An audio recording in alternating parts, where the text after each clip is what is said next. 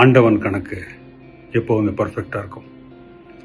S, சங்கமம் பண்ணும்போது அந்த ஒரு சீன், மணிவண்ணன் சாரை விஜயகுமார் ஃபேமிலி வந்து இன்சல்ட் பண்ணி அவரை வீட்டு விட்டு தூக்கி எறிஞ்சிருவாங்க.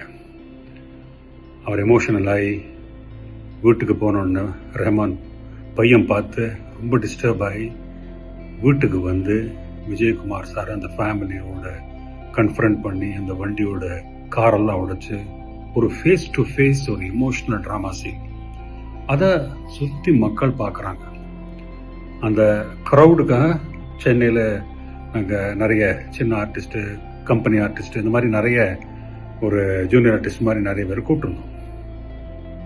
அந்த க்ரௌடில் ஒரு பையன் நின்றுட்டு இருந்தான்.